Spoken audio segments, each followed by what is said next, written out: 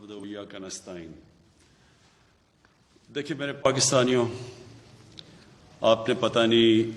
हिंदुस्तान के अंदर जो आजकल कोरोना के हालात हैं वो देखे हैं या नहीं। ज़रूर देखें। मीडिया के ऊपर आ रहा है, टीवी के ऊपर आ रहा है कि वहाँ किस तरह ऑक्सीजन की कमी हुई है, हॉस्पिटल भरे हुए हैं, कई बेचारे मरीज हॉस्पिटल जाते ही नहीं हैं और वो सड़कों पे मर जाते हैं। और जिस तरह यानी वहाँ कोरोना के हालात हैं, मैं आप सबको आज अपील करना चाहता हूँ कि अगर हमने अब एहतियात ना की, चंद दिनों में, हफ्ते में, ज़्यादा से ज़्यादा 2 हफ्ते में हमारे वो हालात होने वाले हैं। इस वक्त हमारे अस्पताल सिर्फ इसलिए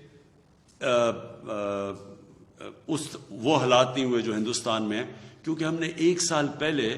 अस्पतालों की कैपेसिटी बढ़ा दी थी। अगर ये पिछले साल वाला हालात होते, यानी हमारे हॉस्पिटल में उतनी कैपेसिटी होती जो 1 साल पहले थी, तो मैं आपको यकीन दिलाता हूं कि आज आप जो हिंदुस्तान में हालात हैं वो आज पाकिस्तान में देख रहे होते। लेकिन जिस तरह की जो हम देख रहे हैं ट्रेंड ऊपर जा रही है, जिस तरह का ये जो तेजी से बढ़ रहा है कोरोना के केसेस, तो मैं आज सिर्फ आपसे अपील करना चाहता हूं कि आप बराए मेहरबानी करके ये जो SOPs हैं, ये जो हम बार बार कहते हैं और अब लोग इसके ऊपर कोई तवज्जो ही नहीं देते, ये जो मास्क है सबसे पहले तो इसको अगर आप पहनेंगे आधा आपका मसला यहां हल हो जाता है। और अगर आप सब ये अब से लेके ईद तक अगर SOPs के ऊपर चलेंगे तो हमें वो कदम ना उठाने पड़े जो बदकिस्मती से इस वक्त हिंदुस्तान में उनको उठाने पड़ रहे हैं, यानी कि शहरों का लॉकडाउन करना पड़ेगा। अगर हमारे भी वही हालात हो गए जो हिंदुस्तान के हैं, तो इस कोरोना को रोकने के लिए हमें फिर बंद करने पड़ेंगे शहर। और हम वो नहीं चाहते, क्योंकि दुनिया का तजर्बा ये है कि जब आप लॉकडाउन करते हैं तो जो सबसे कमजोर और गरीब तबका है वो पिस जाता है। तो इसलिए मुझे तो आज कह रहे हैं लोग कि लॉकडाउन कर दो, लेकिन हम इसलिए नहीं कर रहे क्योंकि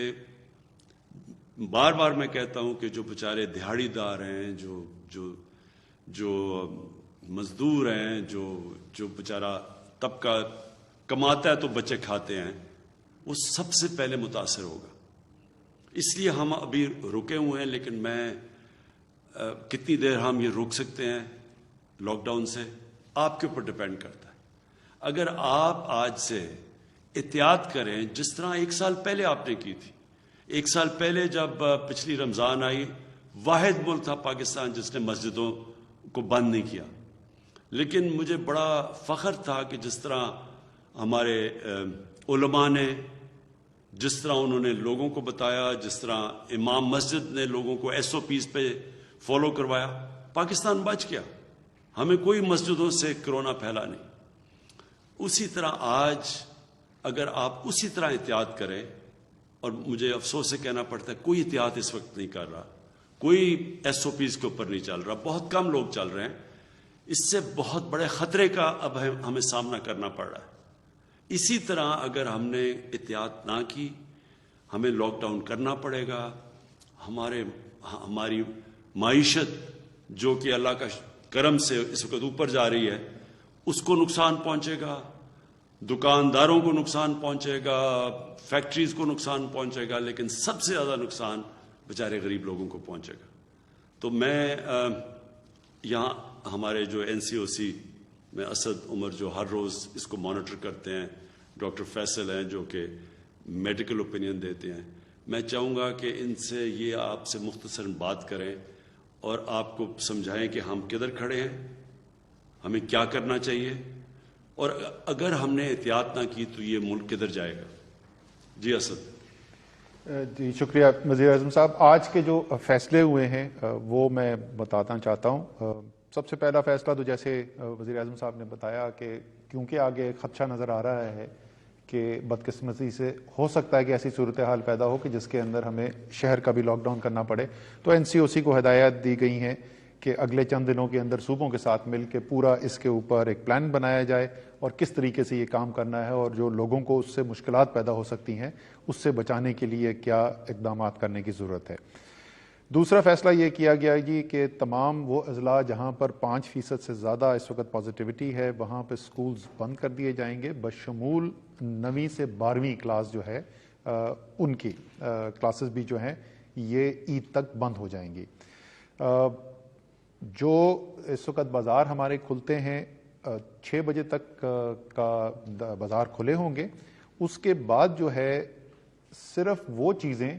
جن کو یہ سمجھا جائے گا کہ وہ ضروری چیزیں ہیں اور جو اسینشلز جن کو کہا جاتا ہے ان کا کاروبار الاؤ ہوگا اور اس کی باقاعدہ ایک فہرست دے دی جائے گی، ایشو کر دی جائے گی جس کے اندر وہ کون سے کاروبار ہیں جو کھولے جا سکتے ہیں اس کی لسٹ ہوگی۔ انڈور ڈائننگ کے اوپر پہلے سے پابندی تھی، اب عید تک جو ہے وہ آؤٹ ڈور ڈائننگ کے اوپر بھی پابندی لگائی جا رہی ہے اور ٹیک اویز الاؤڈ ہوں گے، یعنی گھر ڈیلیوری کرنی ہے یا وہاں سے آ کے کوئی کھانا لے جانا چاہتا ہے اس کی اجازت ہوگی، لیکن وہاں پر بیٹھ کر کھانے کے اوپر پابندی لگ رہی ہے رمضان کے لیے۔ جمز جو ہیں انڈور جمز جو ہیں ان کے اوپر پابندی لگائی جا رہی ہے۔ آفس ٹائمنگز جو ہیں ان کو 2 بجے تک محدود کیا جا رہا ہے کیونکہ 6 بجے تک بازار کھلے ہوں گے تو ہم چاہتے ہیں کہ بیچ میں اتنا ٹائم ہو لوگوں کے پاس کہ انہوں نے جو شاپنگ کرنی ہے بشمول عید کی شاپنگ، یہ میں خاص طور پہ درخواست کرنا چاہتا ہوں جتنے لوگ ہیں مرد حضرات اور خاص طور پہ خواتین کے ساتھ کہ عید کے لیے جو بھی آپ شاپنگ کرنا چاہتی ہیں وہ ضرور کریں، لیکن دن کے وقت کریں، شام کو افطار کے بعد بازار نہیں کھلے ہوں گے تو دن کے وقت شاپنگ کریں اور ضرور کریں، عید کی ضرور تیاری کریں، اس میں کوئی حرج نہیں ہے۔ اور دوسری اس میں یہ ریکویسٹ ہوگی کہ آخری 3 دن اور 5 دن کا نہ انتظار کریں،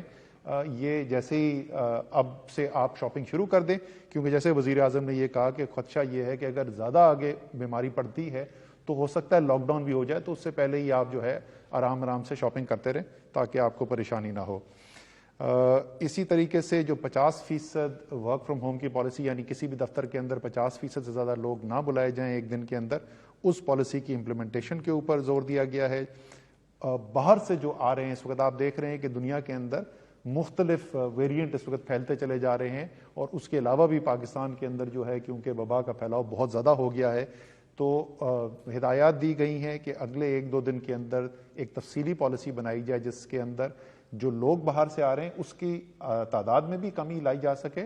اور اس کے ساتھ ساتھ جو یہاں پہ آئیں گے لوگ ان کی ٹیسٹنگ کا اور ان کی کوارنٹین کا جو نظام جو ہے وہ بھی ایک مربوط نظام بنایا جائے تاکہ وہاں سے باہر سے وبا کے آنے کی وجہ سے خدشہ نہ پیدا ہو۔ اسی کے ساتھ آخری چیز جس کے اوپر ہدایات دی گئی ہیں وہ یہ ہے کہ ہمارا آکسیجن جو سپلائی ہے، ہمارے جو لوگ مریض جو ہیں جو کرٹیکل کیئر کے پیشنٹس ہوتے ہیں جو ذرا زیادہ سنجیدہ جن کو بیماری ہو جاتی ہے ان کو آکسیجن لگانی پڑتی ہے اور اس وقت صورتحال یہ پیدا ہو گئی ہے کہ ملک کی پوری پیداواری صلاحیت جو ہے آکسیجن کی ہم اس کے 90% کے اوپر جا چکے ہیں اور اس کے اندر سے تقریباً 80% جو اس وقت آکسیجن ہے وہ استعمال ہو رہی ہے، 75 سے 80% صحت کے لیے اور کورونا ایک بہت بڑا حصہ ہے اس کے لیے۔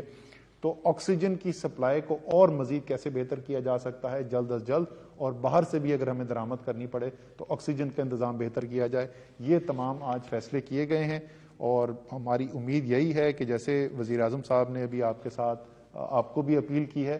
ان ہدایات کے اوپر اگر عمل درآمد کریں گے تو انشاءاللہ تعالی رمضان میں ہماری عبادت جو ہے وہ بھی جاری رہے گی اور عید بھی ہم منا سکیں گے۔ اگر ہم یہ نہیں کریں گے تو پھر ان دونوں چیزوں کے اندر ہمیں آگے مشکل آ سکتی ہے۔ اب فیصل آپ ذرا سا تھوڑا سا تفصیل بتا دو کہ اس وقت صورتحال ہسپتالوں میں ہے کیا؟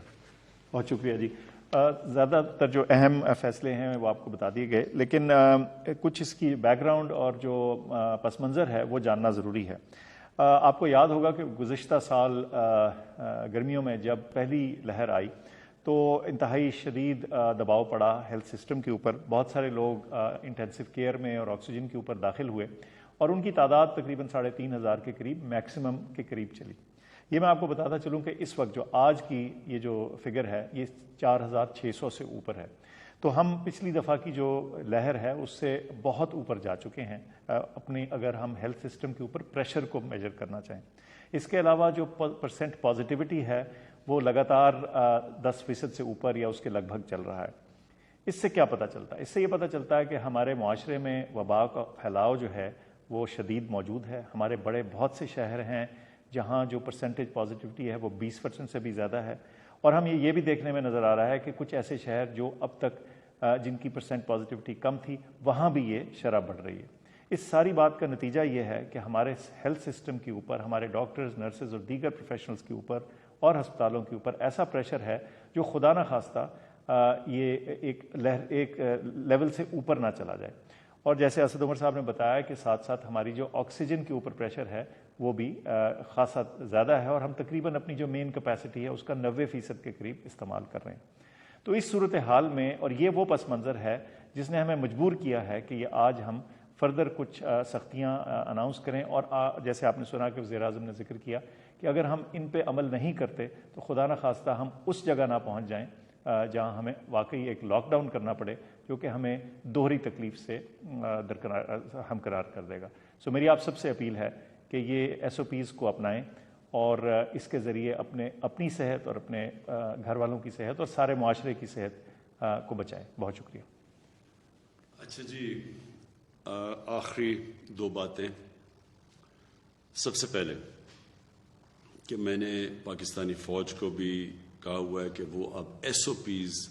کو عمل میں لانے کے لیے وہ بھی ہماری لا انفورسمنٹ, ہماری پولیس کے ساتھ وہ اب سڑکوں پہ نکلیں گے, کیونکہ ہم اب تک کہتے رہے ہیں لوگوں کو کہ SOPs پہ چلو, لیکن ہم دیکھ رہے ہیں کہ لوگوں کے اندر نہ کوئی خوف ہے نہ کوئی احتیاط کر رہے ہیں,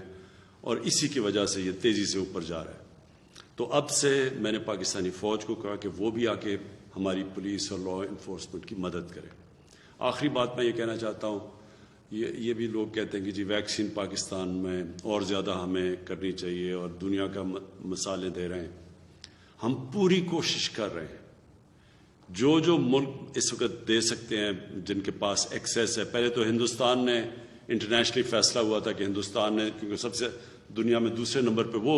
ویکسین بناتا ہے, لیکن بدقسمتی سے ان کے اتنے برے حالات ہیں کہ وہ اب کسی کو نہیں دے رہے سوائے اپنے ملک میں, اور انہوں نے شاید 2-3 ملکوں کو شروع میں دیے تھے. چائنا سے ہم نے مانگی ہوئی ہے ویکسین, لیکن ان کے اوپر بھی اتنی اس وقت ڈیمانڈ آئی ہوئی ہے. باقی دنیا میں ساری جگہ شارٹیج ہے. تو یہ میں آپ کو بتا دوں کہ ویکسین اگر آج ہمارے پاس آ بھی جاتی ہے پھر بھی یہ 1 سال لگے گا اس کا امپیکٹ پڑنے پہ, کہ آج سے ہم ٹیکے لگانے شروع بھی کریں تو یہ نیچے آنے میں ٹائم لگے گا. جس سے سب سے زیادہ فرق پڑے گا وہ جو ہم SOPs کی بات کرتے ہیں, احتیاط کی بات کرتے ہیں. اور میں پھر سے آخر میں یہ کہوں گا کہ جو سب سے بڑی احتیاط ہے, جب یہ ماسک پہن لیتے ہیں تو آدھا مسئلہ ادھر حل ہو جاتا ہے. اور جب بھی آپ اندر, تو خاص طور پہ کمروں میں جب بیٹھیں, سب کو ماسک پہننے کی ہدایت. اور اب ہم انفورس کریں گے, یعنی اب ہم اس کے اوپر پوری طرح زور لگائیں گے. ہماری پولیس اور پولیس کی مدد کرے گی پاکستانی فوج. میں آخر میں یہ امید رکھتا ہوں کہ آپ اپنی احتیاط کی وجہ سے یہ جو وبا کی جو کرو اوپر جا رہی ہے اس کو روکیں گے, کیونکہ جب تک قوم مل کے نہیں اس کے ساتھ مقابلہ کرے گی ہم یہ اس سے نہیں جیت سکتے. اور پچھلی باری مجھے 1 سال, آج سے 1 سال یاد ہے, رمضان سے پہلے جس طرح قوم نے SOPs پہ عمل کیا, شاید تب لوگوں کو زیادہ خوف تھا اس سے, اور 1 سال کے اندر لوگ تھک بھی گئے ہیں, فٹیگ بھی آ گئی ہے شاید اس وجہ سے. لیکن اس ٹائم میں اور اس ٹائم میں زمین آسمان کا فرق ہے. اب بالکل SOPs پہ پچھلے باری کے مقابلے میں شاید ہی کوئی اب عمل کر رہا ہے, لہٰذا اب ہمیں سختی کریں گے. اور میں یہ امید رکھتا ہوں کہ اگر آپ SOPs پہ چلیں گے تو ہمیں پھر وہ جو سب سے خوفناک چیز ہے شہروں کا لاک ڈاؤن, وہ ہمیں نہیں کرنا پڑے گا. شکریہ. وزیر اعظم عمران خان قومی رابطہ کمیٹی کے اجلاس میں اظہار خیال کر رہے تھے. انہوں نے کہا کہ بھارت میں کورونا وائرس کی وجہ سے صورتحال انتہائی تشویشناک ہے اور ہم نہیں چاہتے کہ پاکستان کو بھی ایسی ہی کسی صورتحال کا سامنا کرنا پڑے. اس کے لیے احتیاط انتہائی لازم ہے. عوام سے اپیل کرتا ہوں کہ کورونا SOPs پر سختی سے عمل درآمد کو یقینی بنائیں. باہر نکلتے وقت ماسک کا استعمال ضرور کریں. اگر احتیاط نہ کی گئی تو حالات بگڑ بھی سکتے ہیں. ہم نہیں چاہتے کہ ملک کو لاک ڈاؤن کی صورتحال کا سامنا کرنا پڑے, کیونکہ لاک ڈاؤن میں سب سے زیادہ غریب طبقہ متاثر ہوتا ہے اور ہماری کوشش یہ ہے کہ لاک ڈاؤن سے بچتے ہوئے کورونا وبا پر قابو پایا جا سکے، لیکن اس ضمن میں عوام کو بھی اپنا کردار ادا کرنا ہوگا اور کورونا SOPs پر عمل درآمد کو یقینی بنانا ہوگا۔ نیوز اسٹوڈیو سے فی الوقت اتنا ہی۔